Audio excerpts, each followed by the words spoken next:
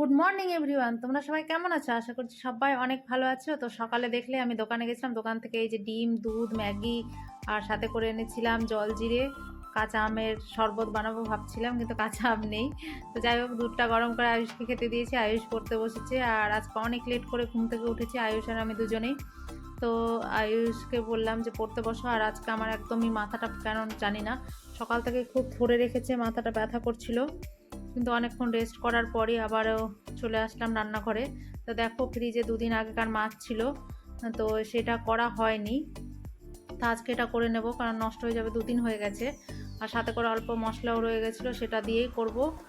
তো দেখি কি সবজি দিয়ে করা যায়। হালকা পাতলা করে মাছের ঝোল করব আর ভাত করব। আর আজকে একদমই শরীরটা দিচ্ছে না, আর গরমটাও প্রচুর। তো ভাবছি যে আর কিছু করব না, এই দিয়ে হয়ে যাবে। আর আয়ুষ গেছে স্নান করতে, আয়ুষকে বললাম যে পুজোটা দিয়ে নিতে, কারণ অনেক বেলা হয়ে গেলে না ট্যাঙ্কির জলটাও গরম হয়ে যায়, একদমই স্নানের উপযুক্ত থাকে না। আর এদিকে আমি পুজোর বাসনগুলো আয়ুষকে ধুয়ে দেবো। তো দেখো, এদিকে ধোয়ার জন্য আমি নিয়ে চলে এসেছি বেলকুনিতে। আর আয়ুষ গেছে স্নান করতে, স্নান করে এবার পুজোটা দিয়ে নেবে। তো একটা অনেক বড় কাজ হয়ে যায়। তো যাই হোক, এদিকে আয়ুষ পুজো করতে বসে পড়েছে। তারপরে দেখো, আমাকে একটুখানি মাথাটা মাসাজ করে দিচ্ছিলো, তো বাচ্চা মানুষ অনেক ভালোই করছিল। তারপর একটুখানি হিন্দিটা পারে না, তো ও একটু পড়বে, তো আমি এখানে শুয়ে থাকি। आम एक मगरमच्छ चश्मा बस घर पालक जल गाय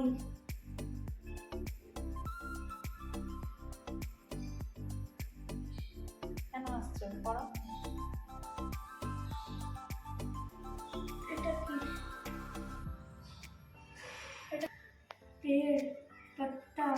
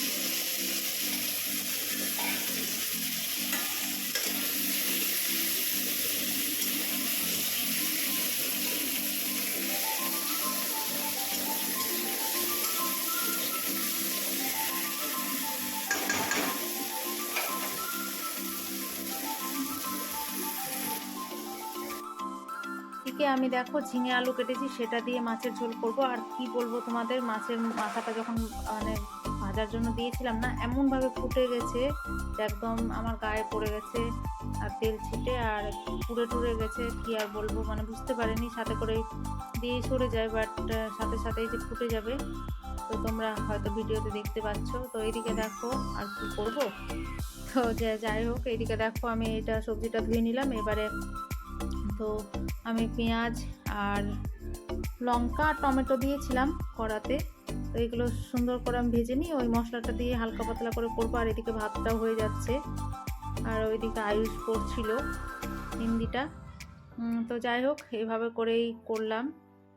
আর মাছটা ডোবাবো না, সবজিটা আগে তুলে নেব। আয়ুষ মাছ খেয়েছিল 2-3 দিন হলো, কিন্তু আজকে আর বলছে মাছ খাবো না, তো আর কিছু করব না। আর এইদিকে দেখো একটুখানি আমি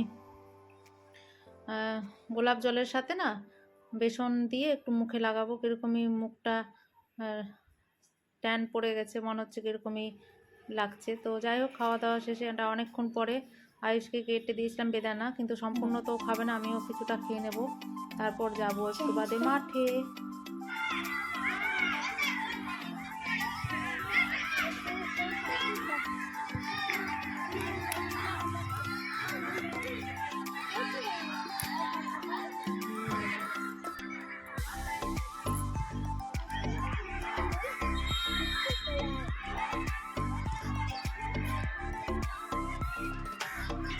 আর আমি খেয়ে দিয়ে উঠে আসার আগে খেয়ে দিয়ে এসেছিল না, আর দেখছে পেটটা দেখে বলছে আমাকে, তখন আমি না না আমাকে লাইটেশন করানো হয়েছে কিন্তু তোমাকে দেখে মনে হচ্ছে ওরা না পেটের